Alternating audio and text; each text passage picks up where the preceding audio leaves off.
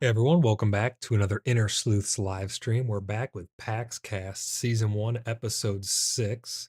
We just had a lot of information dropped by Mainframe over on the PAX Day Discord and over on their website, as you can see I have pulled up here. Ton of stuff to go over. We got a lot of really interesting ideas for the clan going forward, but we're going to go over all that at the end if time permits. I don't want to go over too far of about like an hour. I want to stay around an hour. I don't want to go too far over an hour because then it just gets to be too long. If we really want to squeeze it in, if everyone's still staying tuned and all that, then we may go forward with that. But yeah, we're gonna be aiming for around an hour on these podcasts. I'm trying to still get in the swing of things and get it all standardized. Let me get my notes all together here. We're gonna hop right into this new information drop we have from Mainframe. The game we're making, part 1, the vision behind PAX Day.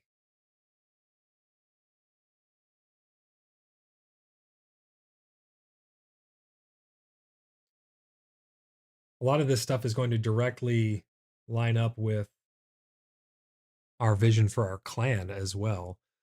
So let's scroll down here. Got some nice artwork there in the distance. There was also, oh, I wanted to have the trailer ready to show you guys. I may try and pull up the trailer.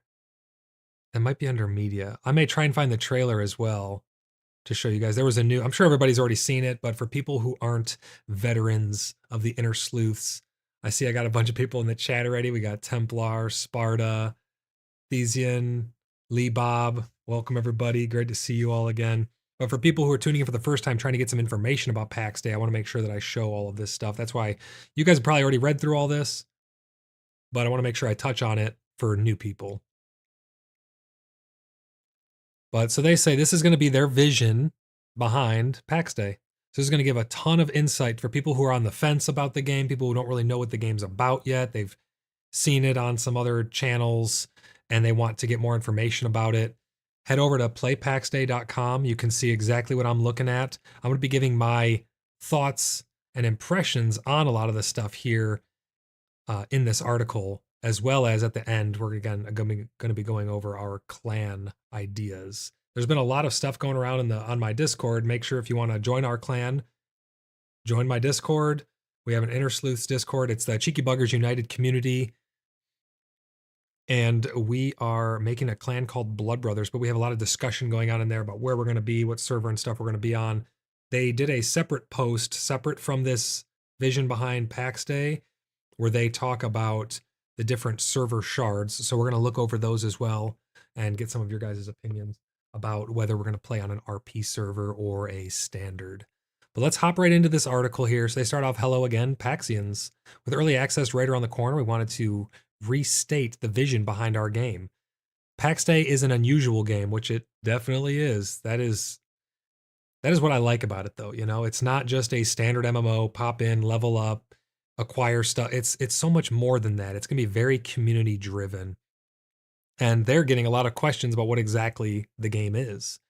This article aims to tell you more precisely what PAX Day is, but they're going to start off with what it's not. Not because it's funnier like that, but because we want to be sure you don't feel misled. So that's good to see right off the gate. I mean, I know they were trying to be a little more transparent with the monetization model. Got a little gray area there because they probably only know so much info they can tell us on it because it's not fully fleshed out yet and they don't want to misspeak and then have to backtrack. But here they're trying to curb all of our expectations of what the game's not before in the second part they're going to tell us what the game actually is, and that's going to be in the coming months. So they're going to discuss the current state of the game and our plans for the upcoming months. PAX Day is not a theme park MMO. We do not have NPCs with yellow exclamation parts above their head, you know, World of Warcraft, insert MMO here, go get quest, go do quest, fetch quest, kill quest, things like that. No yellow exclamation marks telling you they've lost their daughter in the woods. There is no linear scripted gameplay that forces players into fixed group sizes. So there's no like, you need this many people to go into this dungeon and stuff like that, which I feel is going to be very refreshing for the MMO genre, right? Because we're so used to the Holy Trinity, tank, healer, DPS. You got your Holy Trinity. You go in, you do the stuff, right? Maybe you got some support roles mixed in there, but not being forced into a particular group size just seems that much more engaging, right? Because you don't have to like, oh, I need 2 more people to do this dungeon. Let's go recruit 2 more people. You may need 2 more people, but you're not looking for a specific person. There's no set group sizes. And there's also no private instanced dungeons. That's really interesting to hear. I guess the dungeons are all going to be open world. Whereas like a game like Conan Exiles, you actually go to a dungeon and you phase into the dungeon and it's instanced. But there are no, well, they say there's no private instanced dungeons. So there could still be dungeons where you phase into them and they're instanced, but they're not going to be private. So I guess wording matters, right? I don't think they're saying that by mistake. There are no private instance dungeons. There's probably going to be public dungeons that you phase into and out of. I'm not positive on that, but just ripping apart their wording here, I think that's important. Zones and gear are not gated behind minimum level requirements. Again, it's always going to come back to like World of Warcraft and games that are similar to that because that's the MMO genre, right? That is the main competitor in the space. Now those are giants in the space, and this is new to the space. Hey Jason, how's it going? Welcome to the stream. Great to see you in chat.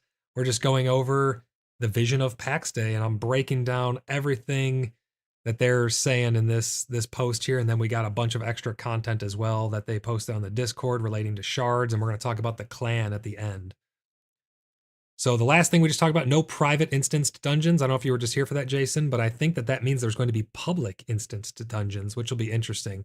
You're not going to be locked out of any content based on minimum level or anything like that, which is great to hear. I like when games aren't, oh, you pick a class. Oh, you have, if you want to get this, you're time gated behind it by this. It's just go out and live your best life. You know what I mean? There are great games out there that do this, but this is not what PAX Day is about. In PAX Day, the world itself is a mystery. Nobody holds your hand, and you can venture as deep as you want at your own peril. That's going to be a lot of fun. You know, we're going to find some dungeons and we're going to get our asses kicked sometimes. We're going to find some other stuff that may be easy because we have too many people for it and stuff like that. So we're going to get to experience this all in real time for the first time experience. That's always the most exciting, is the first time experience. Got a pretty cool picture here of, looks like 3 explorers going out into just dark forest there. The other thing PAX Day is not is a medieval simulator. While inspired by the European Middle Ages and the mythology and superstitions of the time, PAX Day does not attempt to be historically accurate and does not take place in our real world. Ours is a world where myths, magic, miracles, and monsters of that era are actually real, which in turn reflects the ground truths of being alive during those times. I think this speaks a lot to the direction the game's going to be going. Lee Bob says, sounds like PvPvE dungeon runs. Potentially, they were talking about the Lioness zone, the PvP zone, and how there was something I read further down that when I was skimming over this that led me to believe that there's going to be in the wilderness zones some level of PvP. It may not be full loot. I'm not positive, but the Heartland safety areas, it sounded like, and you guys can help determine, you know, see if I was reading it wrong. But when we get down to it, let me know what your thoughts are on it. But it sounds like there's going to be more than just that level of PvPvE type stuff. And I'm not completely opposed to PvPvE if it's done right, you know? So it's going to be interesting to see how that unfolds as we get more information. I'm really looking forward to part 2 already. I know we're just covering part 1, but I'm really looking forward to part 2. PAX Day is not a survival game. Yes, PAX Day features a lot of gameplay that is similar to games in the survival genre. Your character starts with nothing, which is definitely true. You literally start off with just bare minimum, but you won't starve from not eating or sleeping. I like that because it takes out the trivial part of survival games. I'm not saying eating and drinking and managing your temperature and stuff is all trivial. If the game is designed around it, it can definitely make sense. But I feel like in some games, it can become trivial. Thesian90 says, think you can flag yourself as PvP? I agree and disagree. They could go that route, but I also feel like the way that they've been talking, it seems as though there's going to be risk reward involved with a lot of the PvP, such as the Lioness Zone. You can fast travel very quickly without having to cross massive zones to get where you need to get by going through that zone. It's full loot, hardcore PvP. You better be ready for it and expect it and be willing to take that risk, or hire some mercenaries to protect you through there so you can take countermeasures, right? I feel like they are going to go the route of certain areas are flagged as PvP when you enter them. And such as this wilderness zone, high reward, high, resource reward yield, and also high risk. Players can kill you in there. Maybe they're full loot. Maybe they're not full loot. Maybe they'll go the way of V Rising and have some sort of soulbound or bloodbound gear. I'm not trying to theory craft too much, but we are going to give our thoughts on some of this stuff, But yeah, it's not a survival game. You don't have to sleep and drink and manage temperature and all that stuff, which is, I'm happy to see that. It's going to allow us to focus more on the emergent gameplay that we want to take part in. And I always think back to when I played Jedi Knight 2 Jedi Outcast. There wasn't much gameplay there to begin with. It was a game that was basically just a platform. Most people had servers that were on the free-for-all. Sure, there was Capture the Flag and Team Deathmatch and all that stuff, and those are all fun game modes, but at its core, we would just play in free-for-all mode. We would put a cool map on that everybody liked, custom map, and we would all just hang out. We would have duels. We would have other people from other clans come visit. We'd have little meetings and stuff. We would just play hide and seek. We would just mess about, And I feel like this game is going to have a very strong sense of that because of the way the community is going to be driven. It's going to be very community driven. A big part of PAX Day revolves around crafting and building, but players and NPCs can't raid your home. So they're saying right off the gate here that your base cannot be raided. Now, all of this I'm sure is subject to change, but they're saying that your base cannot be raided by NPCs or players. While PAX Day and the survival genre share some similarities, we didn't design it as a survival game. Once the social fabric is established, once some clans rule some valleys, the game will drastically depart from the survival genre. So we're starting to pull in some of the social aspects into the overarching theme of the game here now. This artwork is absolutely beautiful. Art team is just above and beyond. What else is PAX Day not? PAX Day is not a fast-paced game, which I'm glad, because I don't like a lot of games that are super, super fast-paced and twitchy. Like World of Warcraft started off really slow back in the day. It's really picked up to be much more fast-paced. I mean, you can global people, killing people in one global cooldown and stuff like that now, or just a couple of them. It's really, really ramped up, and I get it. Things tend to go that way over time, but I'm glad that PAX Day is going with a more methodical, slow approach to its gameplay. In PAX Day, you won't be able to rush through the content to reach maximum level in a week. Well, there is no maximum character level. You won't be able to find wild animals behind each tree, or some clearings with all the primary resources close to your starting spot. And I like that. I like that they're not all just going to be, oh, you're in this home valley. That home valley has every single thing that you could ever want or need, all within arm's reach distance, right? Because that would get boring. You need to travel. You need to have difficulties and perils throughout your journey to keep it interesting, to allow people to focus on the part of the game that they enjoy the most. If certain things come from dungeons, the clans and players who are venturing into those dungeons are going to be the ones to encounter those resources, and then they're going to be determining the risk reward factor for how much they should cost, but also the supply and demand of how those things should be priced. So having shops and interacting with players who are each partaking in their favorite part of the game is really going to pull the whole community together. And that's what has me very excited for this game.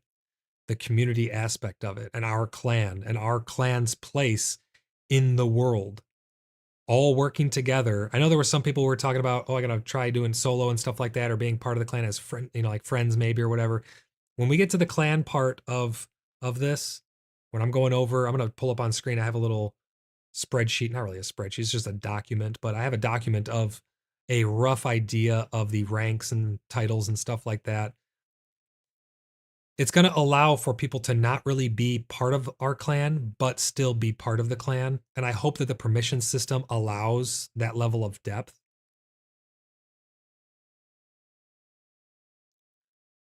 You won't be able to, so they won't be able to find animals behind every single tree. You won't be able to find all the stuff you need in one area.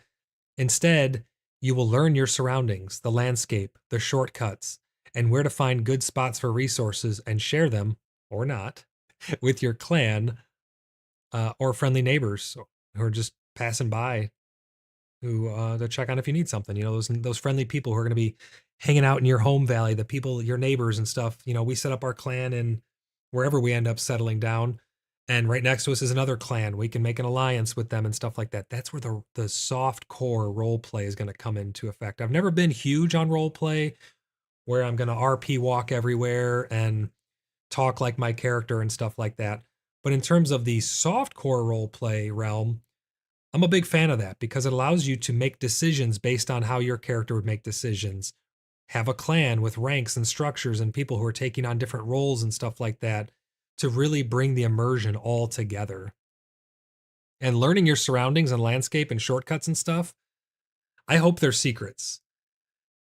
I really, really hope they're secrets. I've been playing a lot of Dark and Darker with some of the other sleuths recently. There's secrets all over those maps, and you start to learn the map, and oh, there's a shortcut through here. You got to pull this torch lever, and then you can sneak around here and hide here and stuff like that. That's a lot of fun for me, in my opinion. Learning those ins and outs and the little quirks of a game can be a lot of fun. Some more beautiful artwork here.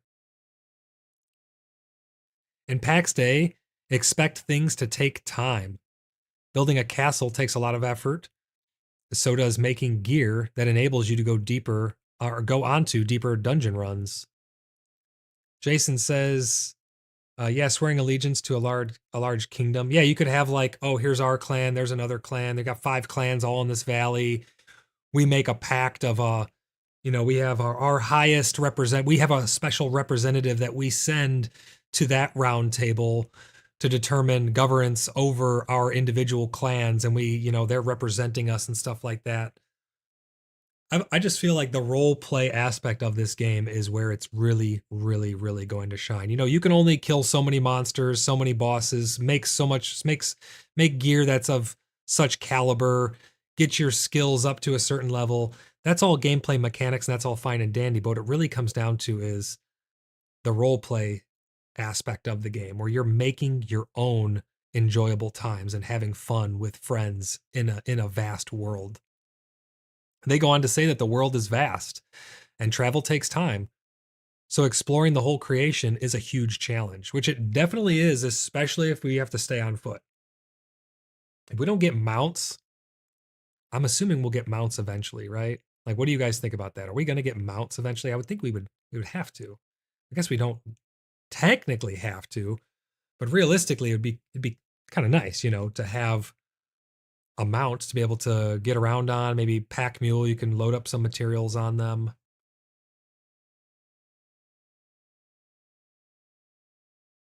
Oh, Jason thinks that'd be pretty cool. I think you're referring to, because again, chat's a little delayed. I think you're referring to like the different clans in a valley and stuff like that. Yeah, I think that'd be a lot of fun.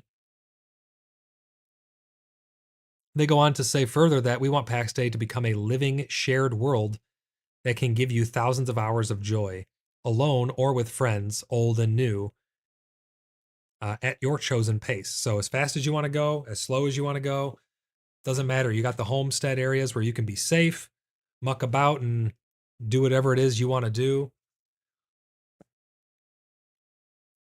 Thesian90 says they have confirmed mounts. All right, well, there you go. We're going to get mounts at some point. I hope there's a lot of variety to them because I love mounts. Jason says mounts, or I hope they bring back fast travel. Well, Thesian says we're getting mount. Lee Bob says they confirmed it as well. So that'll be really nice to have ways to get around. I don't know if we were thinking. I was thinking with going over some stuff with some of the other sleuths, and we were thinking about like mounted combat and stuff like that. I'm not too sure that the map is conducive to mounted combat. I don't know if there's enough big open spaces to have cavalry and like big battles and stuff. I think it's going to be more of like scrimmages and things like that. And maybe mounts are going to be more so used for travel. Sparta says that the devs have confirmed several times that we are getting mounts. Even in the Great Gallia dev interview, they confirmed mounts, horses. I don't remember them specifically mentioning it. I could have just missed it. So I'll take your word for it. But yeah, looks like everyone is in agreement that we are eventually getting mounts. Hopefully they stick to that promise and we end up getting mounts hopefully pretty soon. That'd be pretty cool. I'm really looking forward to seeing all the new content that they're going to be adding in. They go on further to say that PAX Day is not a single player game. And this is where I think it was Lee, you were saying how you were going to try going solo, but you want to have us as good neighbors and stuff. This part, I'm sure you've already read this, but this part specifically speaks to you here. PAX Day is not a single player game. A kingdom of one has no true king. And that's an interesting statement because when we get to the clan overview, when I pull up my my document on screen here, we're not technically going with royalty ranks, so it'll be kind of interesting. I think you guys will like it quite a bit. We do want the soloing experience to be highly enjoyable, however, and you can play without joining a clan. That being said, we designed PAX Day to encourage group play, and the harshest corners of the game cannot be soloed.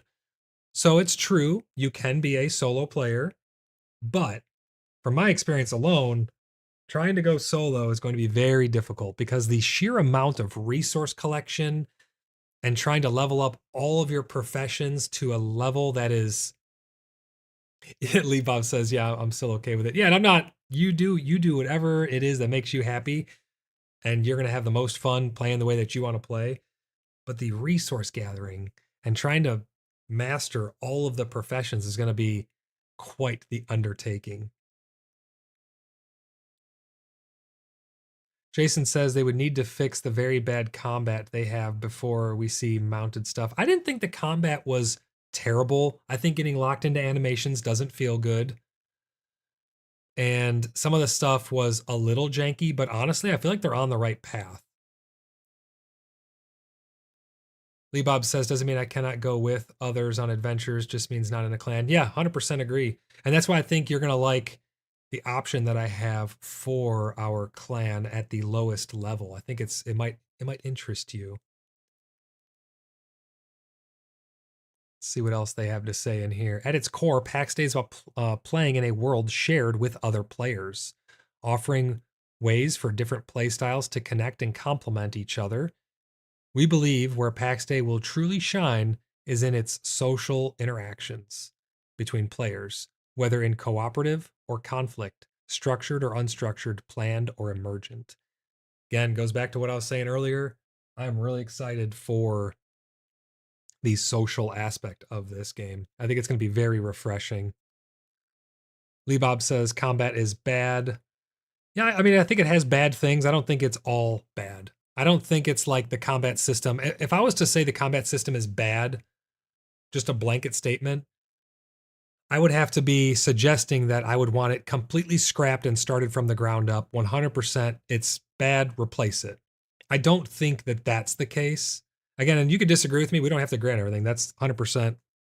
We don't have to agree on everything. But I don't think it's bad to the point where it needs to be completely and utterly replaced and it's not salvageable or tweakable to get. I think they just need to fix the being locked into animations, and some of the animations make it feel more off than it should, to be honest. Thesian says I can share an image, a picture of a horse in game with bags on it. Yeah, definitely throw it in the Discord in the PAX Day chat. I'd love to see that. I'm sure other people would as well.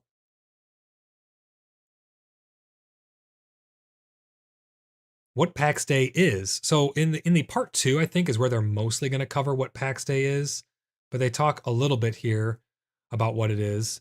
It's a social sandbox MMO. PAX Day is an entirely non-linear game where everything happens in the, and they have like in parentheses here, open world itself. So it's all, I don't know if it's in parentheses that because instances are going to be a thing, but they're technically still open instances. I'm not too sure. There's very little loading screens right now. I was able to find the barrier between zones. And when you cross that threshold, I kind of figured out how they're working their servers. It phases out everything behind you and phases everything in front of you.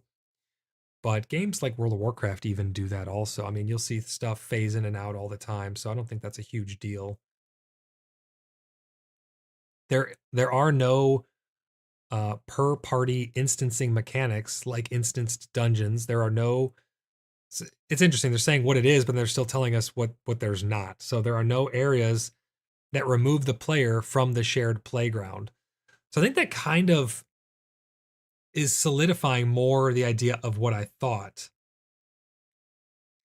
They're talking about these instances potentially being a thing, but just not being independent. They're all going to be in the so-called shared playground. Lee Bob says, "No, you're right about not being redeemable. I like you like the animation lock, makes you think about your moves." I could see that. Yeah. You know, you have some consequences before if you want to do a heavy attack or something. Like again, I go back to Jedi Knight 2 Jedi Outcast a lot because that was a really great game, honestly. And they would have you get locked into animations as well. All of the DFAs, the death from aboves, and the special moves and stuff that aren't just directly controlled by your character. For me, one of the biggest things that makes a game feel good is the fluidity in which you can control your character. You can tell if an engine is going to be very good early on. If you just use Wasad, move your character, and swing your weapon around, you can tell if it's going to. You can get a feel for it very early on. So if they can get those animations and responsiveness locked down without becoming too janky, I feel like that'll go a long way. You build your home inside the world itself for everyone to see and visit. You can travel the world freely and visit other players and their villages, trade with them, or join up for adventure with players you meet randomly in the wild. That's what you're talking about, Lee Bob. You're talking about joining up with, different adventurers and stuff like that to go out on hunts and whatnot. And I can totally respect that. Sounds like a great way to play the game. The goal here is to maximize the opportunity of meaningful social interactions. And that's what worries me about the PvP, right? Is not having a meaningful interaction. If the PvP combat is too fast or the time to kill is way too fast, you're not going to feel like you had a meaningful social interaction. I'm not opposed, obviously you're going to get killed by other players and stuff if you're partaking in PvP. Same thing with fighting monsters or, even just boars in the woods. If you take on too much, you take on a bear and you're not ready for it, you're toast, but it's all about having those meaningful social interactions.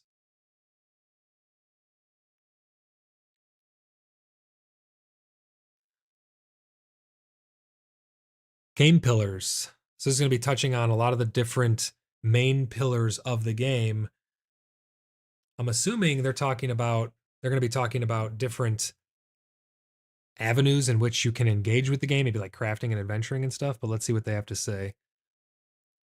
PAX Day is structured around 3 distinct game pillars, which map to different play styles, but are all evenly entwined indirectly, or eventually entwined indirectly. I like when things are somewhat entwined because if you think about, like, if you just want to focus on crafting, that's going to bleed over into trading, right? You're not, what are you just going to craft things and then not trade with people? You're not going to get the other things that people are doing, such as, things that are acquired from hunting and things. So you're going to have that bleed. In the Heartlands, the mostly peaceful homestead, I'm wondering what they mean by mostly. I think what they mean by mostly is there's still dangers there to an extent, right? The boars can hurt you, the bears can hurt you. There's still dangers of pitfalls and stuff that you can that the wolf dens and things like that. I believe the wolf dens were in the homestead areas, the heartlands. But the things in the mostly peaceful homestead gameplay loop is circled around resource gathering, crafting, and building your home.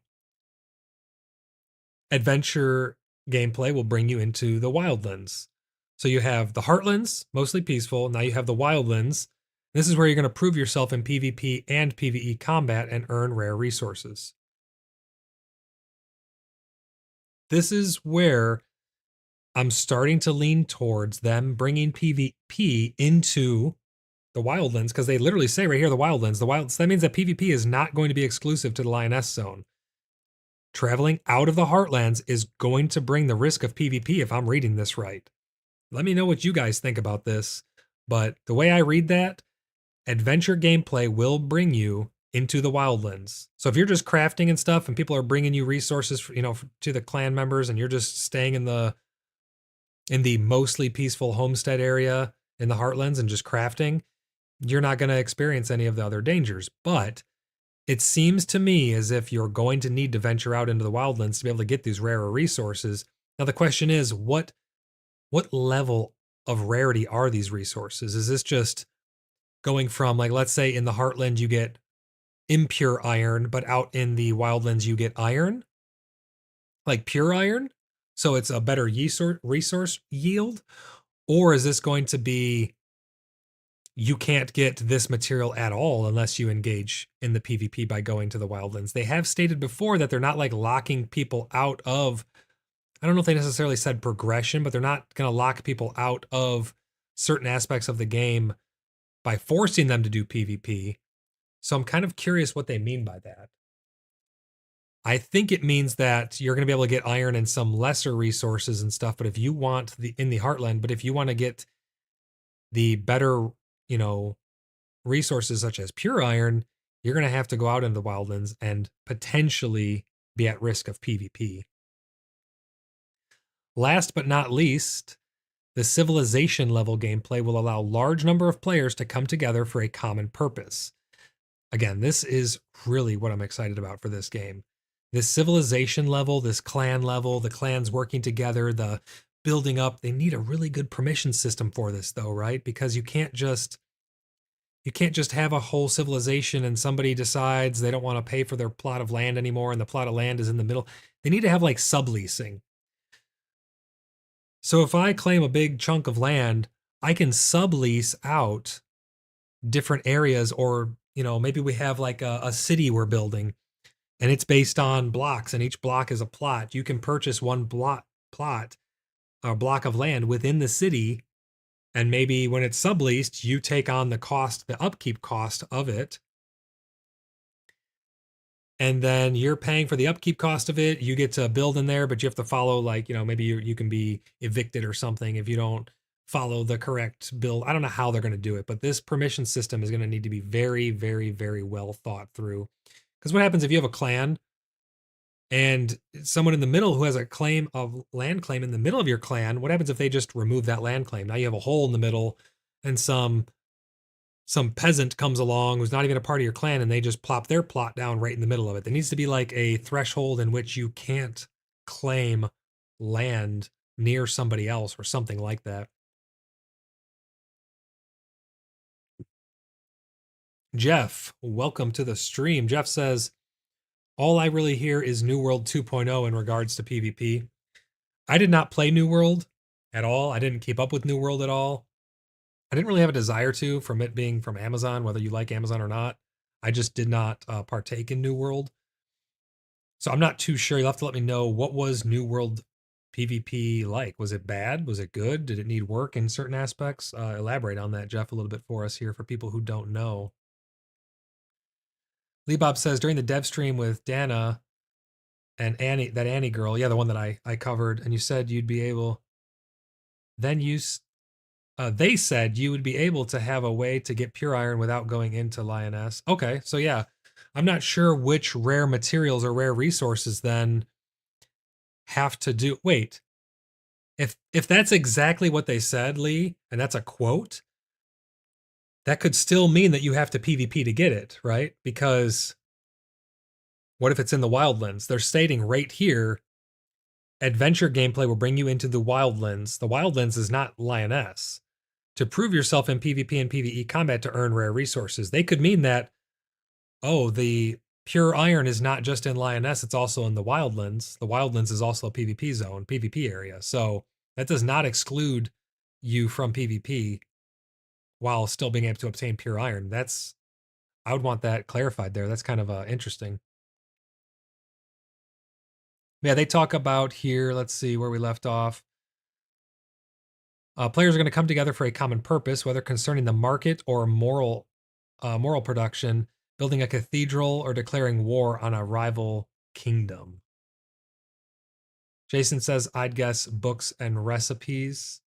What do you mean, Jason, in terms of books and recipes being the reward? Again, chat's a little bit behind, so bear with me. If I'm on to another topic, I'm trying to relate back to what would have been like 20 seconds ago. Dungeon rewards. So in the Wildlands, you're thinking dungeon rewards are going to be the main focus. I really want to see the permission system. I want to know about it because I don't know, I just like permission systems. Being able to have that finite control over, you're now this rank. Okay, that allows you to have access to this building or these chests and these doors and this section of the city. Now this is where the RP would come in.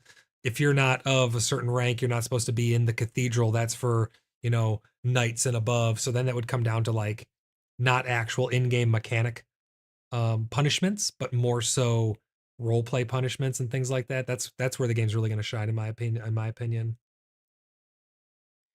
Jason says, well, like the spot, I'd suggest it has pure iron without going to PvP.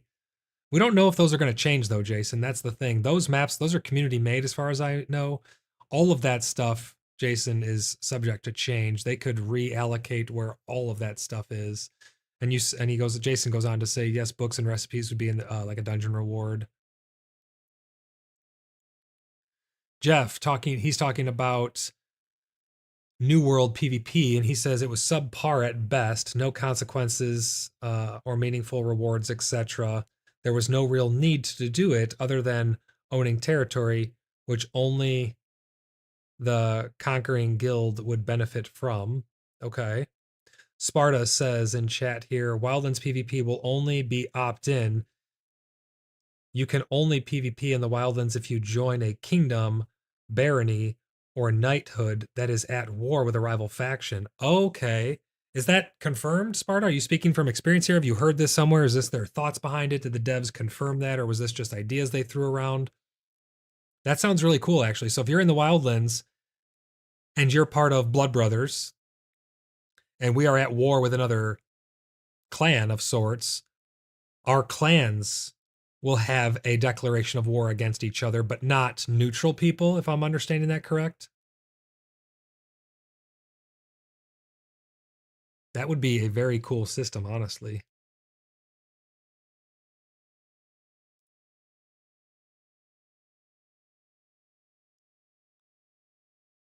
They go on here to say that no matter how you decide to play, we want PAX Day to feel enjoyable and meaningful, whether that's being the best blacksmith in your valley or the most ruthless PvPer on the Shard.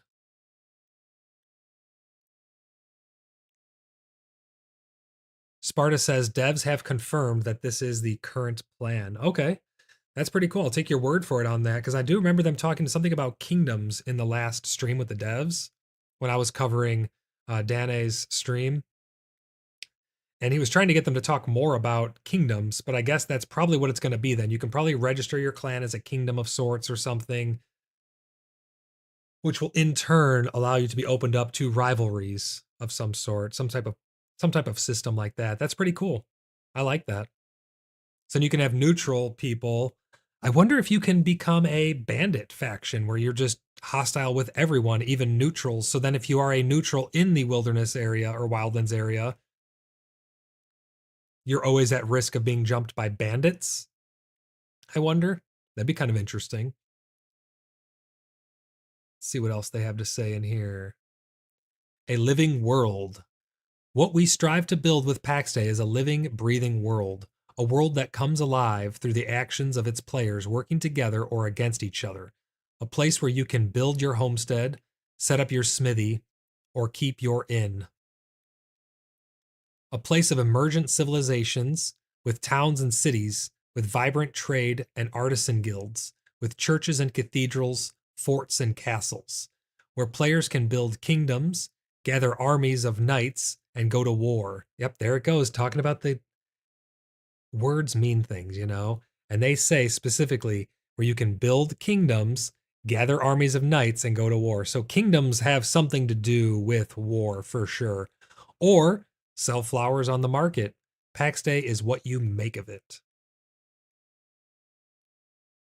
Nice image there of what looks to be some type of shop, maybe. It's got a bar here or some type of stable where he can put things up for sale. Crafting table right here.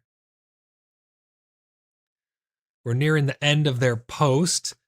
They say, we hope this manifesto has given you a good grasp of our vision of PAX Day. In just a few weeks, the game and the world will feel and look very different. Once clans and other social structures are firmly established, some valleys will be crowded with houses and forts, with plenty of opportunities for trade and social interactions.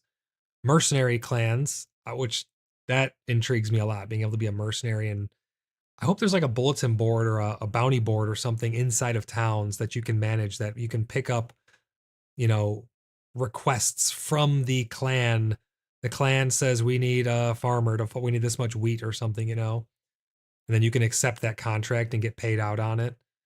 Mercenary clans will offer their services to recover valuable inventory in deep dungeons, and scavengers in underpants will lurk in Lioness for unfortunate adventurers' loot. The moon, though, will still bring comfort at night, and the sun will still light the world. Stay tuned for part 2. It should come ... before too long. The Mainframe team. A lot of information in there. A lot of really, really great stuff. Do you guys have any last minute comments on this part 1 of the game we're making, the vision behind PAX Day? I feel like we touched on a lot of the main things there. We have a little bit of time left to be able to go over to the clan. We can still talk about how the clan is going to incorporate into this new information that we have here as well. I'm going to pull it up on screen. Boom, here we go. Kind of bright, but this is my idea for the clan so far. And this is just ranks and titles, and a lot of this has emergent gameplay behind it. It's got a lot of RP behind it. That's why, again, you know what? Before we get into this, let me read what they have over on their Discord. There was another post that they did about shards. So they say, early access launch. This was today, Central Time US, today at 10:15 a.m. Early access launch list of shards. Hello again, Paxians. We all know you're very eager to have the list of shards that will be open on June 18th, again, 4 days, at the start of early access to better organize your clan members and fellow companions of adventure or companions of adventures. So here it is. Important notes, make sure to read. The shards will be in 3 distinct geographical regions. So there is no West Coast or Central or anything like that. There's only 3. We have North America East, which is where we'll be, EU, and Singapore. And they go on to say that there will be RP, aka role-playing shards as well, for those who'd want to explore PAX Day with a role-play touch. However, we won't enforce any specific rules on these shards, and there won't be RP-specific moderation either. We trust our community to behave as they should and not disrupt the RP adventures of others. That's going to be interesting to see how that pans out. Because there's, even if you're not intentionally disrupting PvP, or not PvP, RP, your form of RP could be disruptive to other people's form of RP. So there's going to have to be some common ground there between people. And that's why I like much more softcore RP. There's going to be others who are RP walking everywhere. If you don't want to RP, you have other shards to play on as well. They're also going to closely monitor each shard's population and open new ones as needed. So keep an eye on the Discord for updates regarding those new shards that are going to be opening. So the list of shards that we're looking at for June 18th is going to be on North America, US East, Prometheus, Freya, Selene, Cernunius, or whatever how you pronounce that. And then the RP one is Danu, D-A-N-U, Danu. It's going to come down to, I think, Freya or Danu. I'm not sure which one, if we want to do RP or not. I'm leaning towards doing the RP server because when you hear the structure and stuff and a lot of the ideas I have for the clan, it's either going to intrigue you or turn you off. I'm not sure. So maybe somewhere in the middle. But I feel like Prometheus is probably going to be the most populated one. I mean, come on, it's named Prometheus, right? They also say you can create a character on the shard you'd like, even if you don't live in the geographical region where it's located, so you don't have to live in the region in order to play on that server. Also, your account is not bound to a single shard or region. You can create characters in all the different regions, and you can have multiple plots. Or if you have multiple plots, you can claim them on different regions. So you can do 2 plots here, 1 plot there, 1 plot here, whatever you want. Put all your plots in the same area. I'm going to be putting all of mine in most likely the RP realm of Danu or however you pronounce that. I think it's Danu.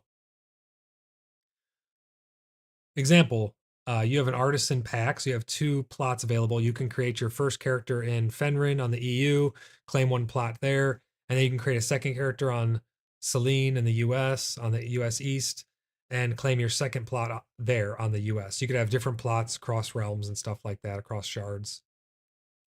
You could still create other characters on other shards and regions as well. So there's really no limitation as to where you can have your characters and your plots. Note, however, that they are not interconnected. As of now, character transfers are not available. So if you make a character on one of the realms, you can't transfer it over. At least not yet, they said, because they say as of now. They also give a warning to everyone who already has the client installed from the beta to get rid of it. They say they highly recommend uninstalling it and re-downloading it on launch day to avoid any issues. So that's the final words from them in regards to the server. So let me know what you guys think about being potentially on a RP server. Rough Rider says, did we get a time that the servers are coming up on Tuesday?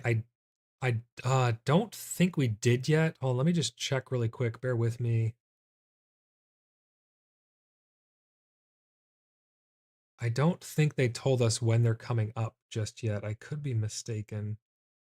I also want to try playing this trailer for everybody. That's the winners. No, they just told us about like when things were happening with the early preview window. I do not think they told us when the servers are actually coming up just yet. Rough Rider says thinking about breaking my foot on work on Monday. Oh my gosh. Thesian says maybe you should show them on screen. What exactly were you wanting to see on screen? The realm names or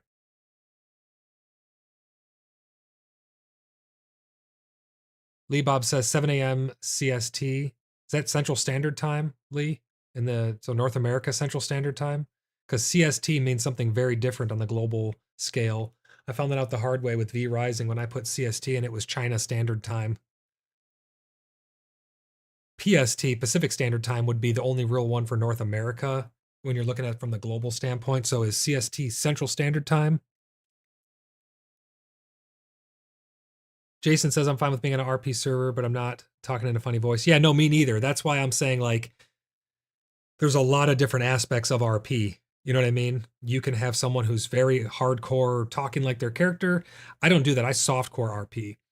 So I make decisions based on the role of my character. I act like my character. I won't have my character, if he's supposed to be a noble paladin, go and do something very, like some dark magic or something, unless that's the spin on that character and stuff like that.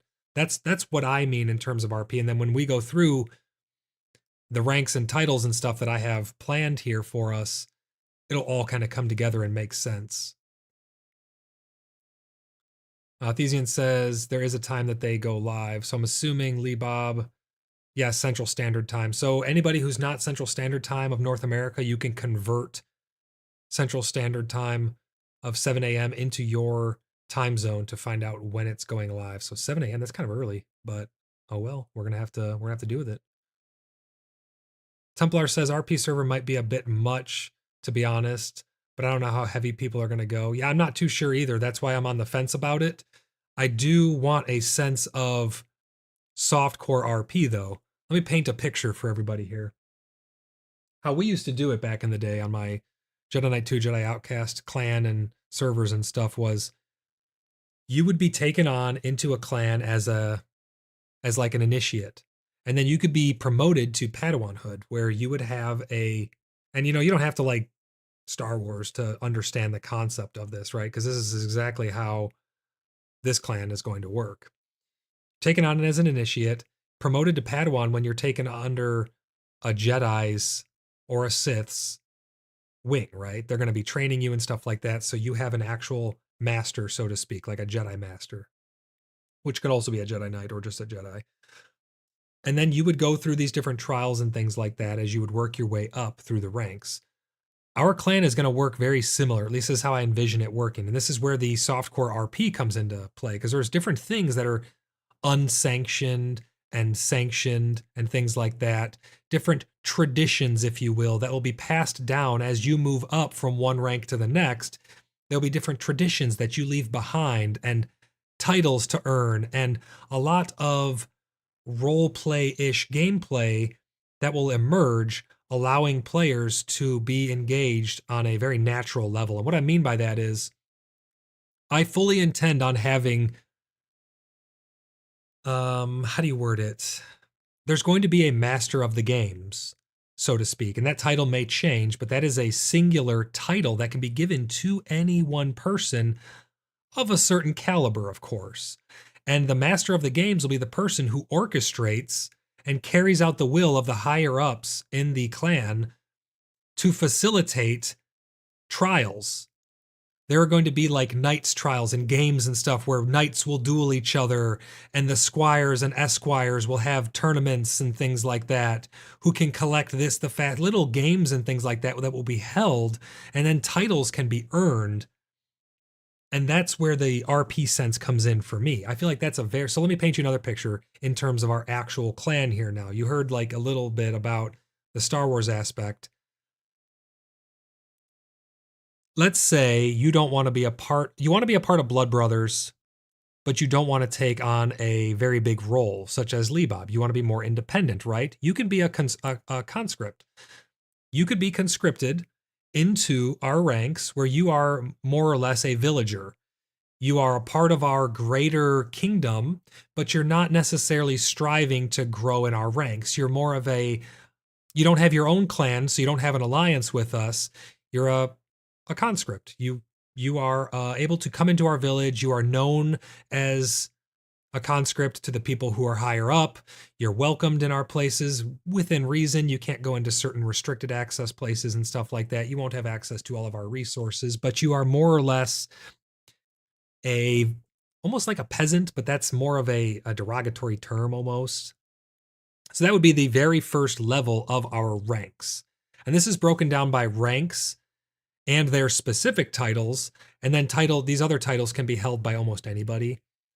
So that's the very basic level, right? You have a conscript who's conscripted into the clan. You're part of BloodBrothers, but at the very rudimentary level. The next tier up from that would be someone you'd have to take this upon yourself. So you'd have to willingly want to become a ranked member of BloodBrothers, and that would be a page. You could become a page by being approved to become a page by the high-ups and wanting to become a page. Now, you could just stay a page if you wanted, or you could also, I guess, stay a squire if you wanted. A squire and a page are voluntary ranks that would be a choice of the person. All of these are technically choices of the people, right? Like if you don't want to become an esquire and have, move up the ranks, you don't have to. So you start off as a conscript, you're part of our ranks, you're known to us, you're trusted to some degree. Hey, Rough Rider, thanks for the subscription. Really appreciate that. Sometimes my activate thing goes off in the top left. Sometimes it doesn't. Looks like it's malfunctioning a little bit right now, but normally a thing pops up and thanks you and all that and shows you off. But thank you very much for that subscription. Really appreciate it. Also, Rough Rider, before I get too much deeper into these ranks, because it gets a little complicated, if you're wanting to take part in Blood Brothers and you want to be part of our clan, you want to join the Inner Sleuths, make sure you join our Discord. We have all kinds of people chatting on there about their thoughts and stuff, sharing all kinds of information, helping us make decisions, and just having open conversation. So make sure you join our Discord and take part in that.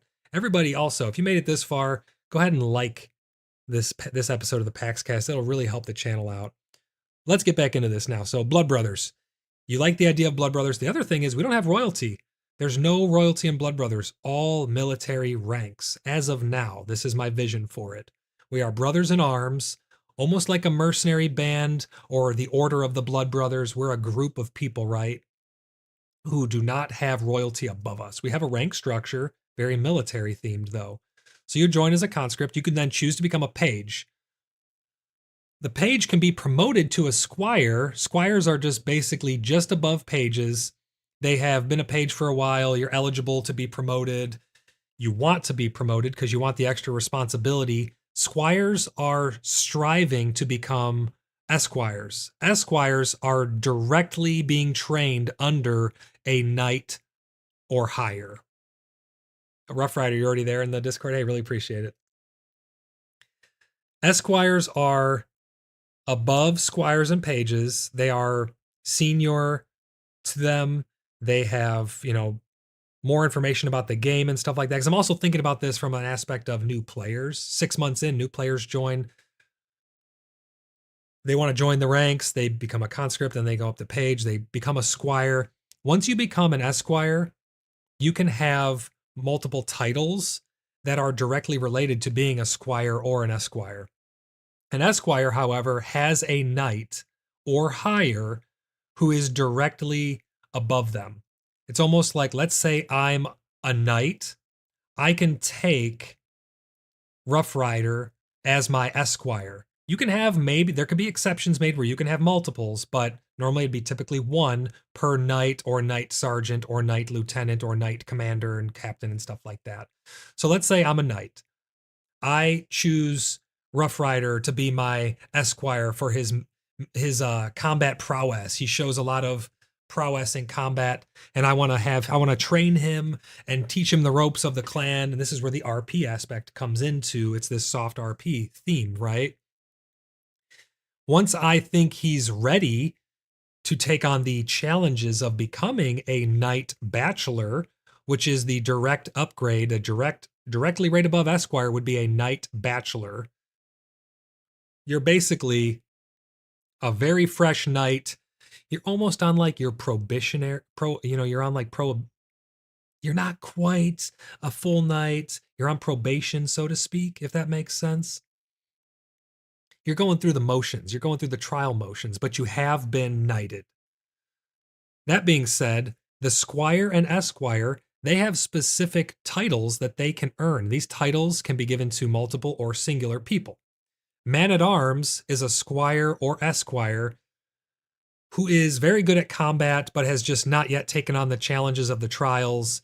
This title can be given to any senior ranking squire or esquire who shows promise, but has not yet been taken up by a knight due to lack of knighthood, or they haven't been chosen to go up in the Master of Games hasn't chosen them to compete yet, to try and earn the title of Knight Bachelor.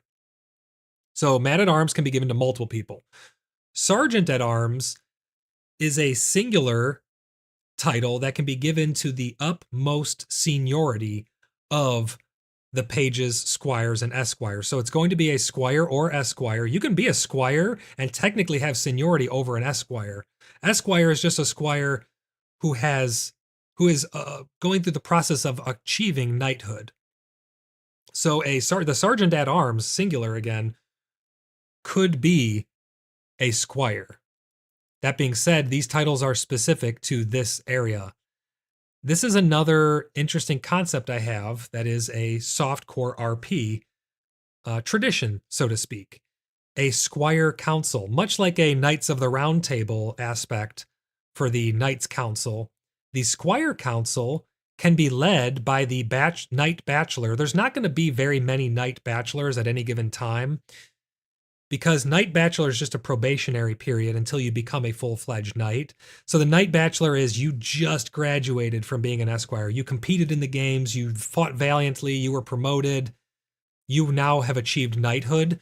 The Knight Bachelor will kind of carry out this unsanctioned, you have to be very careful the way you word it. This Squire Council could be, for instance, let me paint you a picture on this. The Knight Bachelor rounds up all the Esquires. He puts out the word and says, hey guys, we're meeting down at the tavern at this time. We're going to go over some stuff. I got some information of the high ups. They, leaked down to me. And it's kind of this unsanctioned little, they're not really making any decisions. It's just seniority, talking about stuff, going over things, giving their ideas of how they can better themselves as squires and what different knights have taught them and stuff like that about the clan and its inner workings. And again, this may sound too much RP for everyone out there. Maybe it's not enough RP. It's very soft core what I'm portraying here. It's nothing like, you don't have to talk like a knight or anything like that. It's just a rank structure, So you can have this Squire Council, which is an unsanctioned meeting of the Knight Bachelor with all of the lower ranking people. After you've been a Knight Bachelor for a certain amount of time, Rough Rider says, got to get back to work. I'll have to watch this later. Going to be in touch on the Discord, brother. Sounds good, Rough Rider. Really appreciate the subscription and you joining the community. Look forward to seeing you in the upcoming PaxCasts and in game. It's going to be a lot of fun. Thanks for stopping by, though. So once you have finished the probationary period of being a Knight Bachelor, you can then be promoted to a Knight. This is the full-fledged, you're a Knight, no questions about it. You're still the lowest ranking of the high ranks, but you've made it. You're now a Knight. You get all the respect and stuff that comes along with being a Knight. Above that is going to be Knight Sergeants. You can then also be promoted to Knight Lieutenant, Knight Captain, and Knight Commander. Now, these are going to be determined based on population. A lot of these higher up ranks are going to be determined based on population. If we don't have enough people to justify having 5 Knight Commanders, we're not going to have 5 Knight Commanders for 10 people. It doesn't make sense, right? So these are going to be very dependent on population. We are also going to have the Knight Council, which will be sanctioned. The Knight Council will be much like a Knights of the Round Table, where all of the knights and up to the Knight Commander will have meetings and they'll talk about strategies and different areas that they are specializing in, because all of these knights will specialize in certain areas of the game. If you're a knight, you specialize in something. You're very good at what you do, and you will want to meet with the other knight ranks to go over concerns or things like that. It's basically the Knights of the Round Table. You're coming together and you're having your discussions, and that will be overseen by the commander. So the commander will be overseeing and sanctioning the Knights Council. The commanders will be population-based as well. So if we need more commanders, we will have more. The marshal could potentially be singular. If we never grow to a certain size, the marshal, there'll only be one marshal, and they're kind of like the leader of the clan. And then if population does require having multiple marshals, we will then have a Grand Marshal, and that will be singular. Grand Marshal, as of now, is the end-all be-all of the clan rank structure. And spoiler alert, I'm not just starting off at Grand Marshal or anything like that. That's not what we're doing. I'm pretty sure what we're going to do is I will start off as Knight Bachelor, and everybody else will start off as either conscripts, if that's where they want to be, or pages and squires based on seniority within the Cheeky Buggers and Inner Sleuths community. And then as other people are being promoted up from page and squire, I too will go up, because you need leadership, right? I want to eat your face says commanders are overpowered. Yep, they probably will be overpowered, that's for sure. But yeah, as the clan requires, based on population and rank progression of the lower ranks, I'll then go up through the ranks to Grand Marshal if it's required of the clan's population.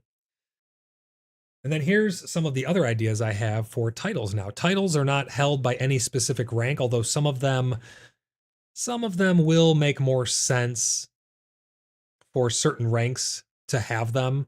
Master of the Games is one that I definitely want, because Master of the Games is going to be probably Knight, Bachelor, and above. I'm not too sure. We can have some leeway on that, but this is going to be somebody who is facilitating the games. They're choosing if we're doing jousting today, if we're doing like man-at-arm training, just like hand-to-hand combat training, if we're doing no weapons training, if we're doing all different types of, not really training, but like games, right? They're going to be facilitating and orchestrating the will of the higher ups to carry out these tournaments and games.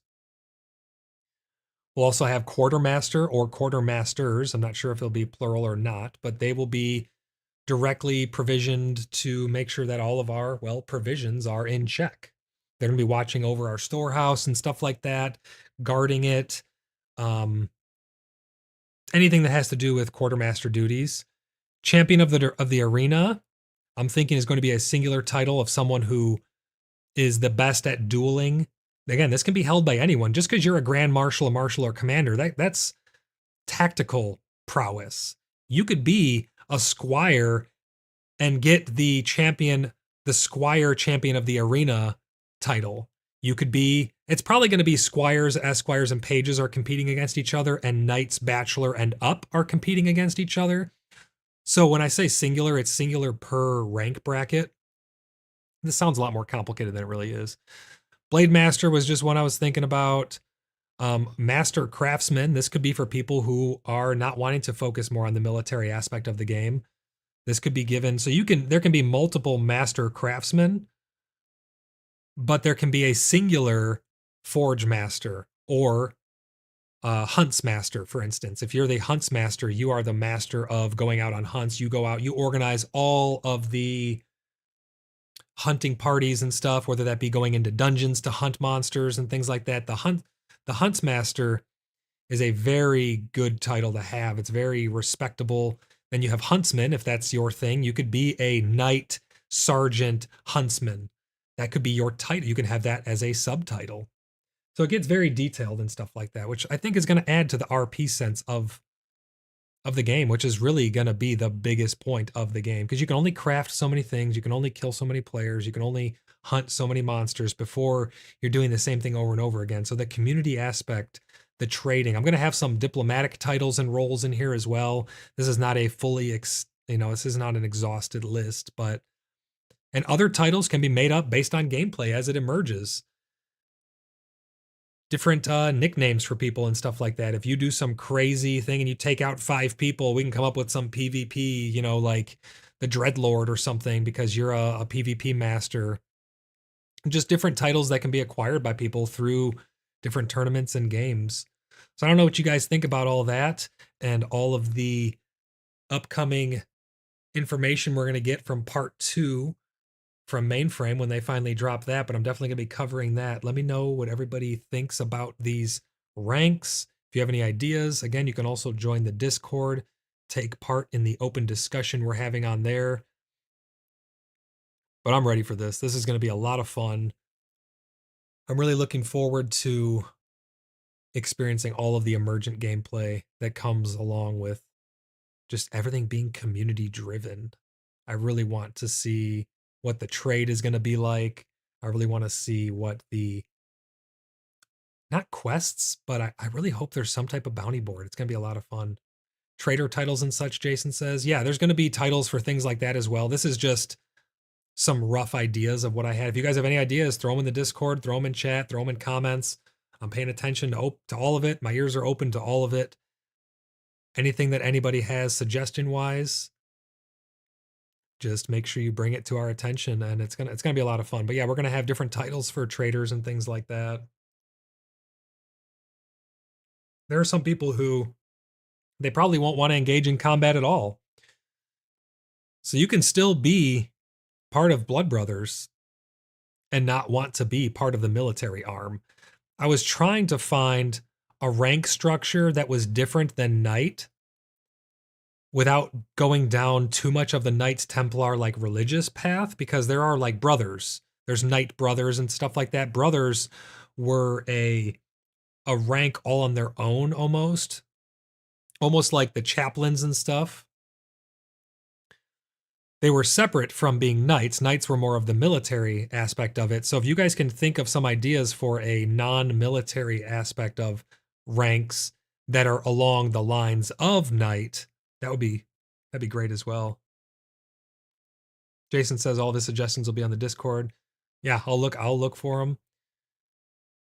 But unless anyone has any other ideas or any concerns or questions that can be addressed during this episode of PaxCast, we're going to be ending it pretty soon here because we're at an hour and 20 minutes, which isn't too bad.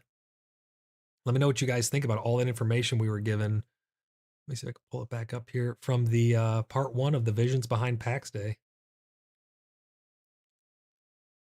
I'm going to check the Discord here to see if there's any stuff populating yet. Oh, yep, Rough Rider. I see you in there. Rough Rider is on the Discord.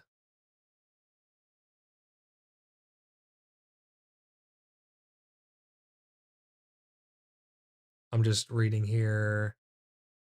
So it looks like Rough Rider's okay with Danu. He's saying that he's going to be playing with his son.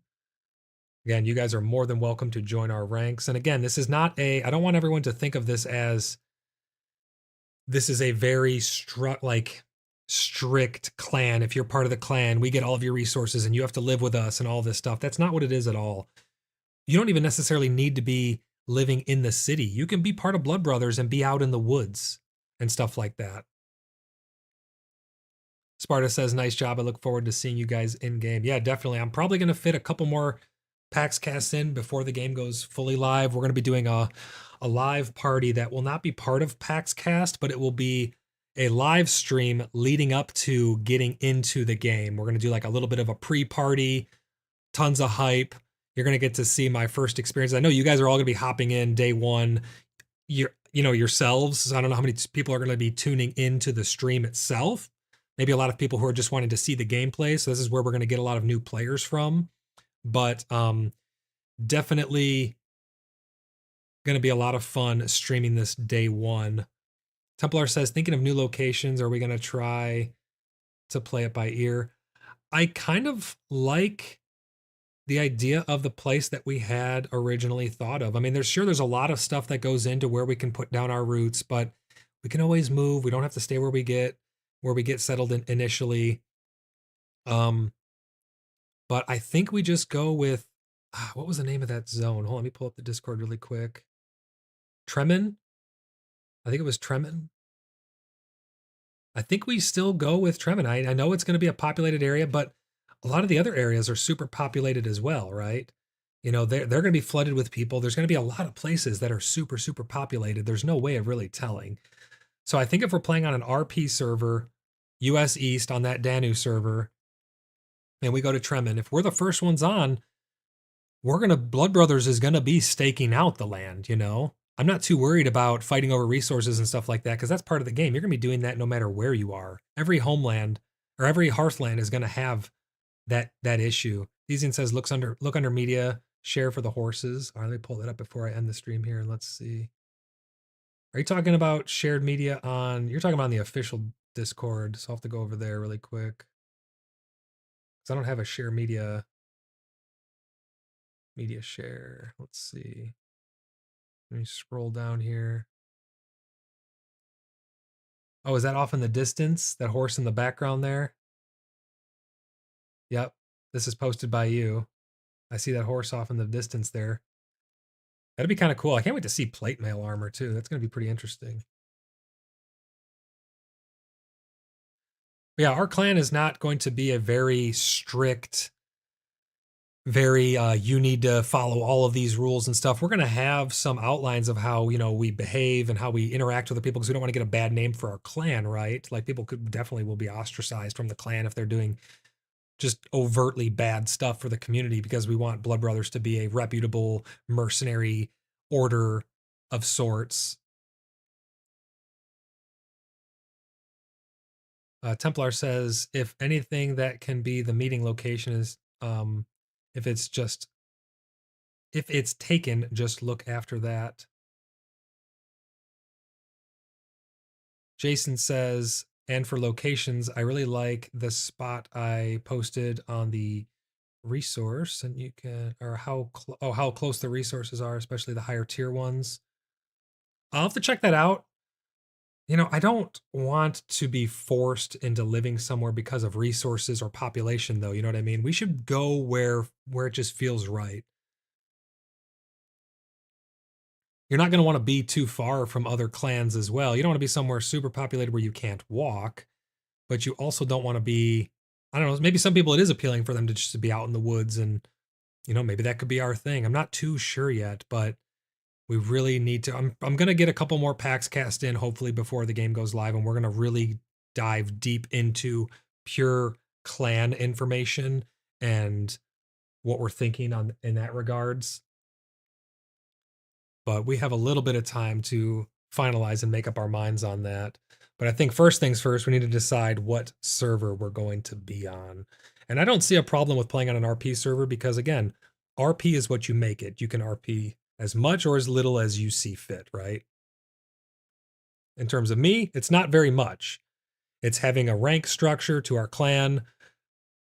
It's having a hierarchy of ranks that are over one another. So some people will have authority when it comes to clan decisions over other people, but that doesn't mean that you lose all of your individuality. That's the thing that I want to stress. You will not lose your individuality just because you're part of like my clan, you know? I don't want Lee to feel like, oh, if I'm part of the clan, then I lose my individuality and I can't do what I want to do, or, you know, not be my own person. I want everybody to feel like they're welcome to be a part of Blood Brothers. We can all come together as a community to be able to accomplish things, but we don't even necessarily need to live next to each other. Just really take that to heart. I want everyone who wants to partake in Blood Brothers to be able to some degree, whether that's a big role or a little role. I will hopefully have some people in the community who are wanting to take on those bigger roles, because as we grow, we're going to need to divvy up responsibilities and stuff. And, you know, you're overseeing this area or this district and stuff like that. Jason says exactly, we're not going to get kicked off the server for not RPing. Yeah, and that's what I mean by softcore RP. That's my level of RP. It's still a level of RP, so that's how I will engage with it. I'm not going to walk around slow walking everywhere and talking like a knight. But decisions that I make will be in direct relation and correlation to what a leader of Blood Brothers, what I envision him, how I envision him to be acting and treating other people. I don't expect to be, I'm not going to be a bandit clan. So I'm not going to be running around like robbing people and stuff. I'm not going to be doing Robin Hood-esque stuff. Maybe we'll dabble a little bit in Robin Hood, who knows? But we're not going to be bandits per se.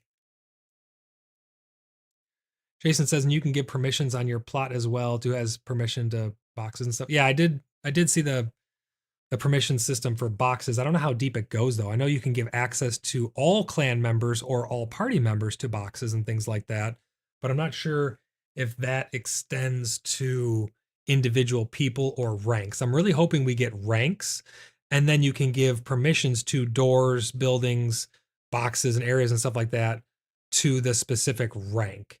Because then all you'd have to do is set up, you'd have to make the clan, you'd have to build the buildings and stuff, put all your ranks in order, and then just go through and give access. Okay, these chests the knights have access to. So if you're a knight or above, you have access to these. Then you can just manage everyone's individual ranks. So if I want you to have access to that stuff and you're a rank, the rank that is high enough to be able to access it, boom, you have access to it. Lee says, nah, play Eve. I want to insulate myself from the high-end drama. There will be drama. I don't foresee drama being in my clan at all whatsoever. I don't deal with drama. I don't put up with drama. If people are being petty and causing drama, they're out. That's it. I don't put up with that stuff. Other clans, are they going to try and have drama towards us? Probably. But just because someone tells a lie about you doesn't make the lie true, right? You can be out in the woods and people can be causing drama for you and trying to grief you. You just have a lot better chance when you're with a group of like-minded people. You're not going to get, like one of the other sleuths, Grim North, he brought up, what happens if somebody completely encapsulates you with their clan's plots, and then you're just in the middle. You can't even get to your plot because they build a wall around your castle with their plots. Things like that, you're gonna have a much better time when you're with a bigger group of people. So Lee, you do as little or as much with Blood Brothers as you see fit, and that's just how I run things. I know everyone in this chat hasn't been around that long, but I've been hosting servers for games for like almost 20 years now. I mean, I have a private server rack and stuff. I host servers. I have my own website and stuff. I make all kinds of games and things like that. So my community is a zero drama. I don't like drama, don't put up with it. So we just like to have fun at the end of the day. We're all playing games here and just having a good time. We're having a little bit of entertainment. Jason says, I see there's always one fool. Yeah, there's always going to be somebody causing drama, but again, that can happen on your own as well. But I always do my best to make sure there's no drama within my clans and my servers and everything that I host and touch. I like to just keep it clean, keep it fun, and just have a good time with everyone. But those are my thoughts for the clan. Everyone who wants to take part, definitely let us know in the Discord what you are going to want to be focusing on in 4 days when the game comes live. Everyone's going to be obviously collecting the basic materials and such. I myself am going to be focusing on hunting, gathering. So I'm going to be going out and mainly hunting animals to do leatherworking so I can really focus on blacksmithing up equipment, because my big thing is going to be making sure that we are the best armed, the best defended, the scariest clan on the server. I want people to see Blood Brothers coming through town, rolling 2 deep, 3 deep, always with a buddy system whenever we go into PvP zones, and nobody wants to mess with us because we're armed to the teeth and we will defend ourselves by any means necessary. That's what I see for Blood Brothers going forward, and I'm going to have a lot of fun collecting those materials, going out on hunting parties. Who knows, maybe I'll even get the Huntsmaster title or something, and I'll be organizing hunts and things like that. But it's gonna be a lot of fun doing the softcore RP with everybody. And Lee, if you want to be at the lowest level and partake and be our neighbor or whatever you feel comfortable doing, happy to have you. It's gonna be a lot of fun. But that's gonna do it for this episode of PaxCast. I hope you all enjoyed it. One last thing, Jason says, yep, we want iron tools. Yep. It's gonna be a lot of fun. That's going to do it for this episode of PaxCast. Thanks everyone for tuning in. I look forward to seeing you all in the next one. Make sure you join the Discord before you leave. Leave a like, comments, all that stuff really helps the channel. Really appreciate it. We're getting very, very, very close to our 200 subscriber goal. I think we're about 10 off. That number in the top left is not 100% up to date. It's kind of accurate. Sometimes it's spot on. Sometimes it's off by a little bit. I'll have to double check, but we're getting very close to our 200 subscriber goal. It'd be really great to be able to reach that so I can pop up a new goal and we can just keep growing the community. So let me know what you guys think down in the comments over on the Discord, and I will see everybody in the next one. Templar says, heck yeah, can't wait. Me either. Thanks for tuning in, Jason. I'll see everybody next time. Take it easy.